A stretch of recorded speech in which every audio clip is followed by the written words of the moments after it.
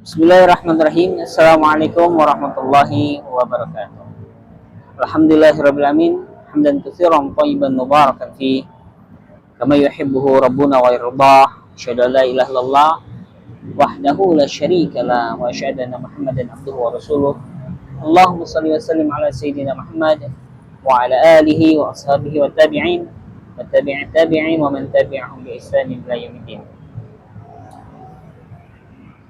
Kita lanjutkan kembali materi kita, lanjutan dari setelah keruntuhan Romawi Barat. Kita kembali kepada POV dari perspektif Islam. Singkat kata dan singkat cerita, di akhir dari tahun 661 Masehi, alias di ujung dari kekhalifahan Ali bin Abi Thalib, waktu itu Ali bin Abi Thalib terbunuh sehingga menjadikan beliau syuhada. Ketika Ali bin Abi Thalib terbunuh, maka secara tidak langsung seluruh kaum muslimin yang ada di daerah Kufah waktu itu mengangkat Hasan bin Ali bin Abi Thalib radhiyallahu an sebagai pengganti kekhalifahan waktu itu. Sementara di pihak lain, sebut saja pasukan Muawiyah bin Abi Sufyan radhiyallahu an yang ada di Damaskus, tentunya waktu itu tidak sepakat dan tak bersedia tentunya untuk dikembalikan kekhalifahan kepada Hasan bin Ali. Karena pada dasarnya fitnah yang terjadi atau konflik internal yang terjadi di tubuh kaum muslimin sudah dimulai dari Utsman bin Affan, kemudian Ali bin Abi Thalib. Apalagi pasca terbunuhnya Utsman bin Affan, sehingga terbelahlah kaum muslimin menjadi polarisasi dua pasukan besar. Salah satunya adalah di pasukan di Damaskus yang dipimpin oleh Muawiyah bin Abi Sufyan. Jelas saja Muawiyah bin Abi Sufyan sebagai saudara dari Utsman bin Affan, beliau meminta qisas, meminta ditegakkannya hukum qisas terhadap pembunuh Utsman. Dan itu tidak selesai sampai akhir daripada pemerintahan Ali bin Abi Thalib, sehingga tuntutan itu terus berkepanjangan sampai terjadi perang Jamal, perang Siffin dan sebagainya. Sehingga ketika kematian Ali bin Abi Thalib pindah kepada Hasan bin Ali bin Abi Thalib, urusan belum kelar. Nah, Muawiyah bin Abi Sufyan yang berada di Damaskus waktu itu, dia memimpin pasukan besar untuk datang ke Kufah. Sementara Hasan bin Ali waktu itu ada di Kufah. Muawiyah bin Abi Sufyan untuk datang ke Kufah dalam rangka bernegosiasi tentang masalah kekhalifahan itu. Akhirnya, singkat cerita, Muawiyah bin Abi Sufyan sebelum sampai ke Kufah bertemu dengan komandan barisan depan atau prajurit barisan depan yang dikomandoi oleh Ubaidillah bin Abbas waktu itu. Beliau bernegosiasi dengan Ubaidillah bin Abbas, kemudian terjadilah dialog di antara mereka. Akhirnya Ubaidillah berhasil untuk dibujuk untuk bernegosiasi dengan Hasan bin Ali. Singkat cerita, Ubaidillah menghadap kepada Hasan bin Ali menyampaikan seluruh negosiasi yang ditawarkan oleh Muawiyah bin Abi Sufyan. Qadarullah, Hasan bin Ali bin Abi Thalib, orang salih, sahabat Nabi, cucu Nabi, dan pemuda surga itu tidak punya kepentingan untuk urusan pemerintahan, sehingga kalau itu baik dan maslahat untuk umat, dia berikan tentang kekhalifahan itu kepada Muawiyah. Akhirnya hasil dari negosiasi itu, Hasan bin Ali bersedia secara ikhlas dan sukarela menyerahkan tampuk kepemimpinan kekhalifahan kepada Muawiyah bin Abi Sufyan.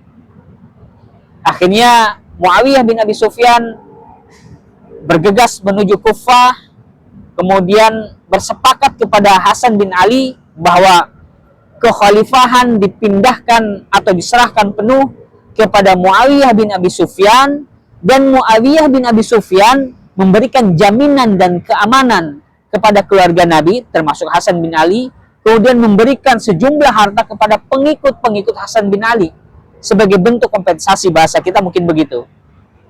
Dan apa yang dilakukan Hasan bin Ali ini adalah sesuatu yang sangat besar, amrun azimun. Hasan bin Ali memberikan satu kebijakan politik yang besar ini dalam rangka agar terjadinya persatuan kaum muslimin yang sudah terpecah belah, yang sudah tercerai selama bertahun-tahun, dan itu menjadikan konflik internal di kaum muslimin menjadikan lemah. Yang kedua, untuk menstabilkan keamanan kaum muslimin dan juga menjadikan persatuan perdamaian seluruh kaum muslimin yang ada. Itulah disebut tahun perdamaian bagi kaum muslimin, sehingga fitnah peperangan di antara pasukan besar kaum muslimin hilang.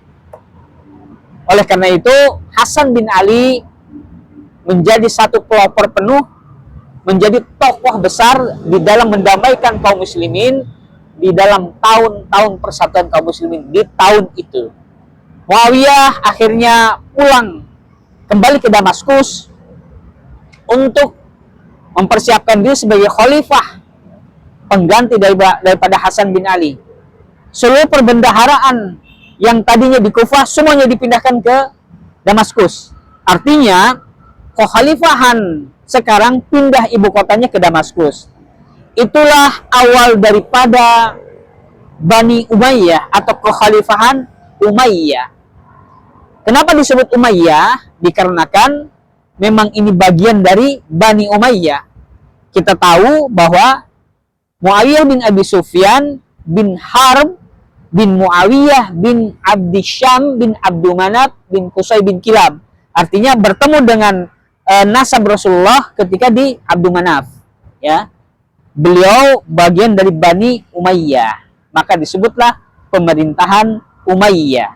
Pemerintahan Umayyah pertama kali muncul di tahun-tahun awal 661 Masehi. Baik, kita persingkat saja ya. Kekhalifahan Umayyah termasuk kekhalifahan yang sangat besar ya.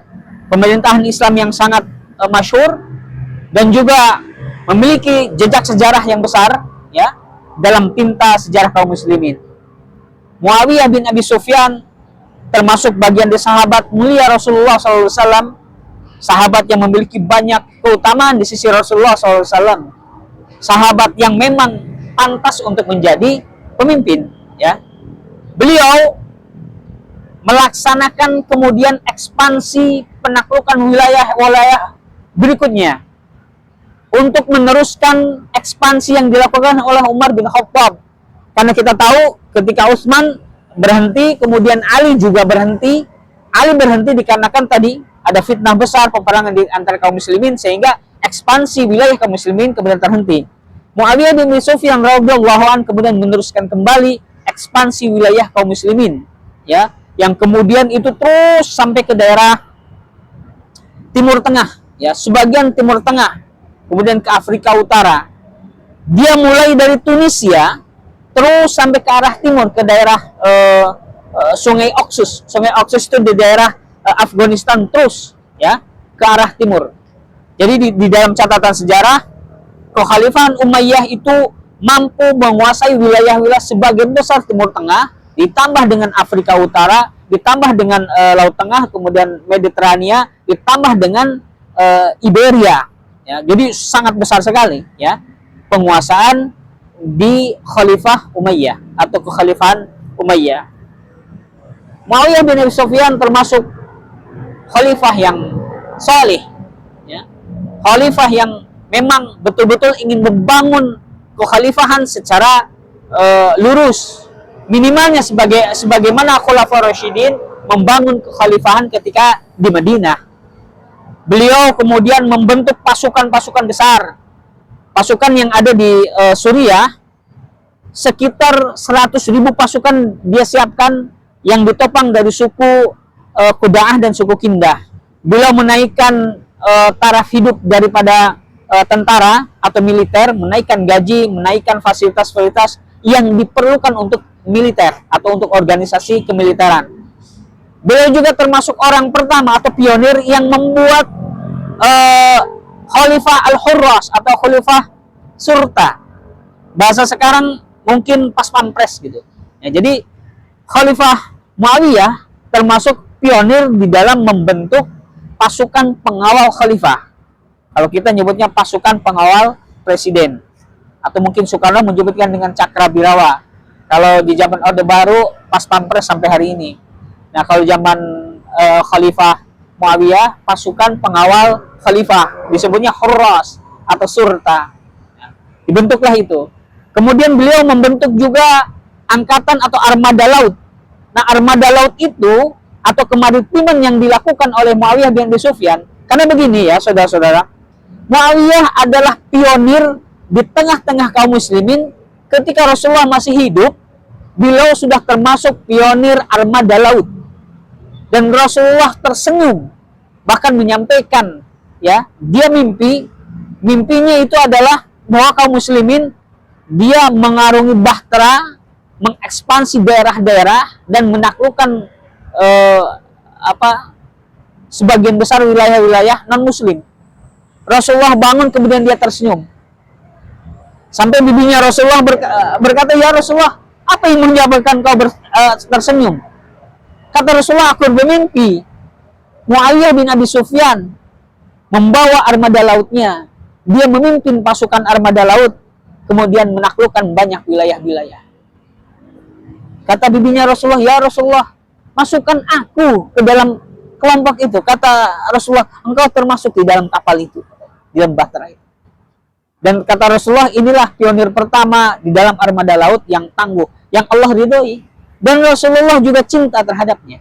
Jadi Muawiyah bin Abi Sufyan termasuk pionir armada laut, ya, angkatan laut pertama dari kalangan kaum muslimin. Sehingga ketika beliau menjadi khalifah, concern betul, ya, beliau menjadikan armada laut sebagai kekuatan yang kokoh, sebagai bentuk pengamanan stabilitas kemiliteran di lautan. Bahkan tercatat di dalam sejarah, ya, kita bisa melihat beberapa maroji atau literatur, contohnya misalnya Tarikh Al-Khulafa, misalnya Ibnu Jauzi, bisa kita lihat, ya, bagaimana Muawiyah bin Abi Sufyan menyiapkan armada laut yang terus-menerus dia menyerang dari laut, ya, dari maritim kepada daerah Bizantium Konstantinopel, terus-menerus secara berkala. Jadi penghancuran Bizantium Konstantinopel itu sudah di zaman Umayyah sudah dilakukan itu. Kenapa? Karena memang Bizantium Konstantinopel itu menjadi ancaman terbesar dari eksistensi Umayyah. Termasuk juga ketika Abbasiyah, termasuk juga kepada Utsmaniyah selanjutnya nanti seperti itu. Jadi Umayyah juga sudah tahu bahwa ancaman terbesar datang dari Bizantium atau Romawi Timur, ya, khususnya benteng Konstantinopel, karena Konstantinopel itu menjadi ibu kota Bizantium Timur, ya. Makanya Muawiyah bin Abi Sufyan sangat-sangat tahu betul bahwa kemaritiman lewat angkatan laut harus berupaya terus menekan penyerangan dan menekan secara militer terhadap Bizantium agar tidak menjadi ancaman terhadap eksistensi Muawiyah atau eksistensi dari kekhalifahan Umayyah. Pendek kata, qadarullah, Muawiyah setelah dia berjibaku melaksanakan tugas sebagai khalifah sampai datang dipanggil oleh Allah Subhanahu wa taala, beliau wafat, kemudian digantikan oleh anaknya, yaitu Yazid bin Muawiyah bin Abi Sufyan radhiyallahu anhu. Akan tetapi permasalahannya adalah, nah ini munculnya kemudian kerusakan berikutnya adalah Yazid bin Muawiyah adalah orang yang tidak direkomendasi, bahasa sekarang itu tidak direkomendasi oleh umat untuk menjadi khalifah. Bahkan sebagian dari literatur sejarah, Muawiyah bin Abi Sufyan memberikan satu bentuk perjanjian kepada Hasan bin Ali bahwa ketika dia sudah jadi khalifah, ketika dia wafat, maka kekhalifahan akan dikembalikan kepada umat. Artinya umatlah yang memilih. Jadi begini, dari dulu sebenarnya orang Arab itu tidak terbiasa dengan bentuk dinasti. Kerajaan itu nggak ada. Ya, orang-orang Arab asli itu dia berbentuk bersuku-suku, berkabilah-kabilah. Berbeda dinasti ya. Artinya kalau kabilah, suku itu, ketika seseorang untuk mencari pemimpin di dalam suku itu, dia tidak turun-temurun. Kalau kepala suku, kemudian turun lagi anaknya jadi kepala suku. Tidak begitu.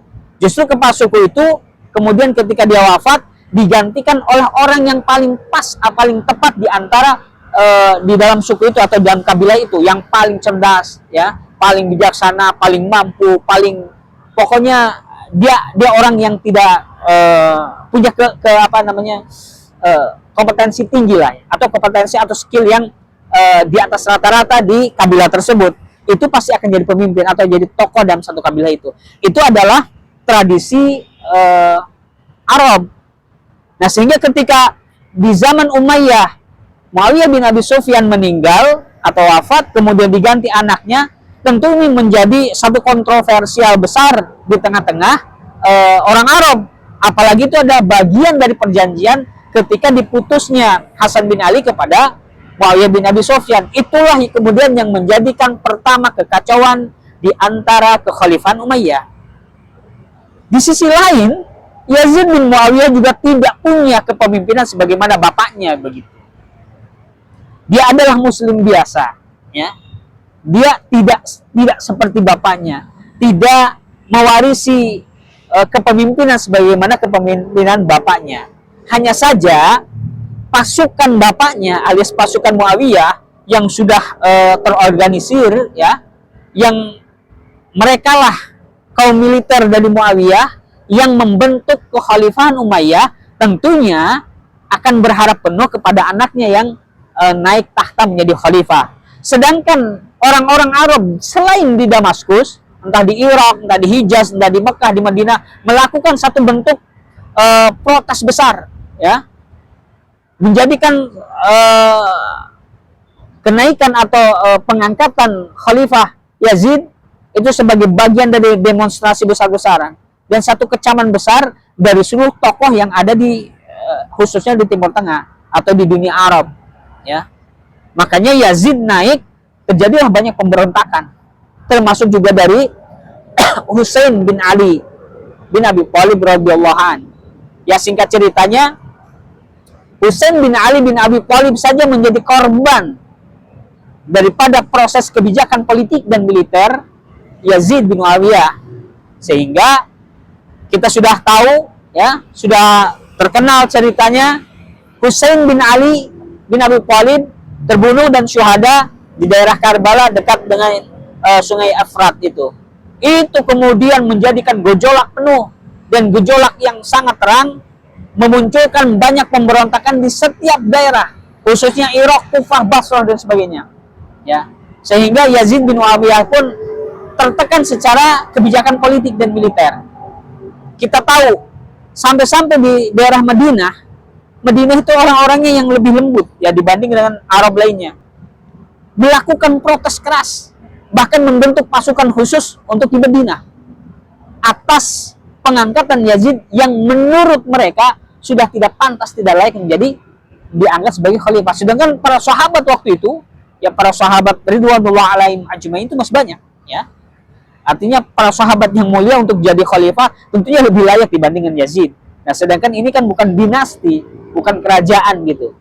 Makanya ketika naiknya Yazid, otomatis Umayyah itu menjadi monarki, menjadi kerajaan. Banyak para sejarawan ketika Yazid naik, maka Muawiyah disebut secara keseluruhan itu adalah kerajaan Muawiyah, tidak jadi lagi kekhalifahan Muawiyah, dikarenakan tadi turun-temurun kepada dinasti Umayyah itu sendiri. Tadinya seperti itu, ya. Akhirnya di Madinah melakukan letupan pemberontakan, mau tidak mau kemudian Yazid bin Muawiyah harus meredam, ya, pemberontakan yang ada di Madinah, ya. Dan itu terjadi bertahun-tahun sampai kemudian bisa dikuasai oleh pasukan Yazid bin Muawiyah. Belum lagi kemudian orang Arab, ya, orang Hijaz khususnya mereka bersepakat untuk mengangkat Abdullah bin Zubair. Abdullah bin Zubair itu adalah anak dari Asma. Dia adalah cucu dari Abu Bakar Siddiq. Abu Bakar Siddiq memiliki cucu yang sangat dicintai dan juga dicintai oleh Rasulullah, yaitu Abdullah bin Zubair. Makanya Abdullah bin Zubair selain ulamanya juga di tengah-tengah masyarakat Arab atau di tengah-tengah kaum muslimin, beliau juga orang yang pantas dan layak menjadi khalifah menurut di daerah Hijaz itu. Sehingga Abdullah bin Zubair radhiyallahu an diangkat menjadi khalifah, tandingan khalifah ya antara Yazid dan kemudian Abdullah bin Zubair. Akan tetapi peperangan yang kemudian menyita banyak waktu itu ya, sehingga harus berpindah. Yazid kemudian meninggal di tahun 683, digantikan oleh Muawiyah. Nah, itulah lucu orang Arab itu. Jadi nama kakeknya turun lagi ya. Muawiyah bin Yazid bin Muawiyah bin Abi Sufyan.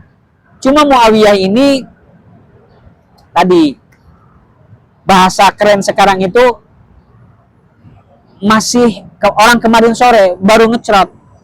Umurnya sangat muda ya. Terus tidak punya kepemimpinan untuk jadi khalifah, sehingga ada tekanan politik saja, tekanan militer menjadikan kesehatannya memburuk waktu itu. Nah, sehingga hanya hitungan berapa bulan, tekanan politik yang sangat besar, akhirnya Muawiyah wafat. Muawiyah wafat, tidak ada lagi pengganti karena anak-anak Yazid itu masih kecil, ya. Anak bungsunya itu namanya Khalid, itu masih kecil. Karena masih kecil tidak mungkin untuk menggantikan sebagai khalifah. Akhirnya konsensus ya di tengah-tengah Bani Umayyah itu mengangkat Marwan bin Al-Hakam.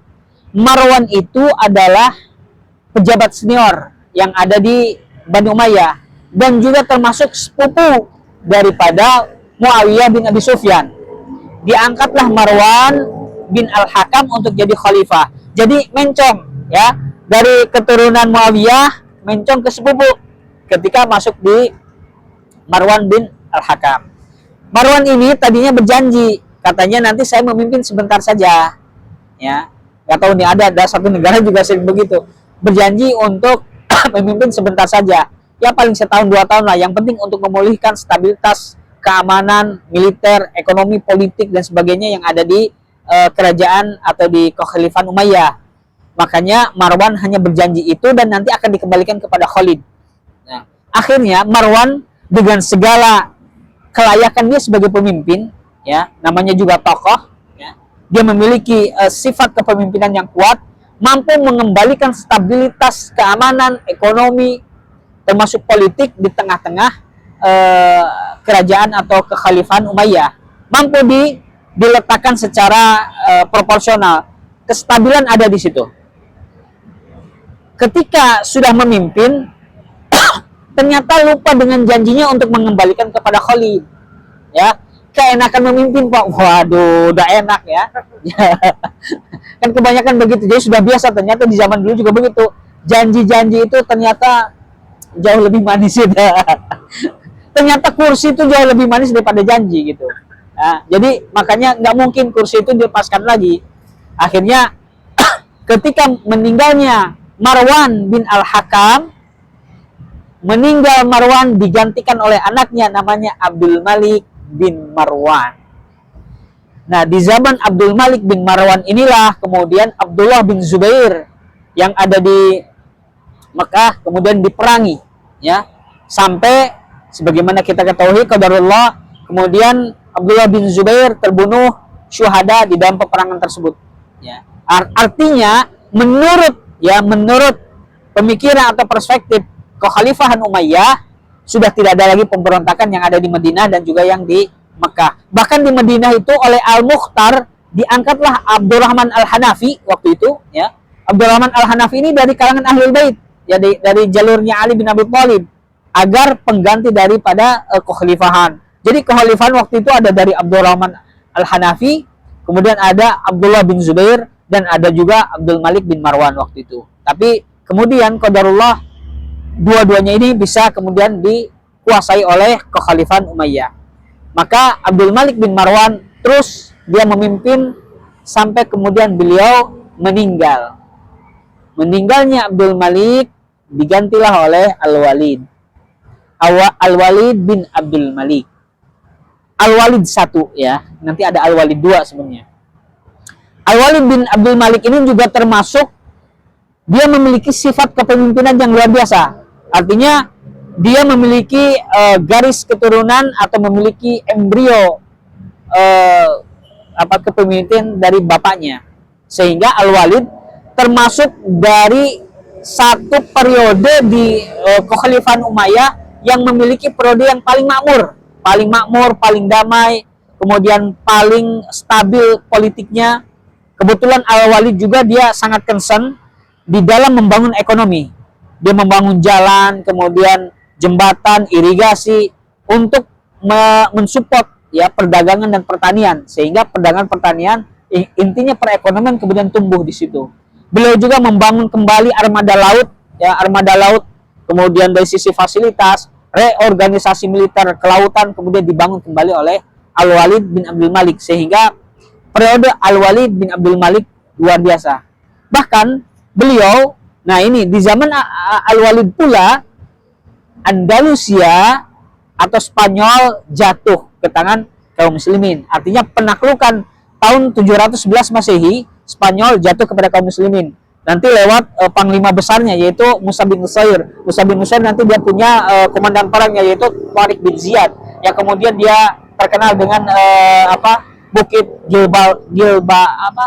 Gibraltar ya, apa itu ya namanya ya, atau satu bentuk penaklukan yang dilakukan oleh Tariq bin Ziyad yang sangat memukau untuk mengambil Spanyol dan Andalusia. Andalusia juga jatuh kepada kaum muslim 714 Masehi. Itu juga di zaman Al-Walid bin Abdul Malik.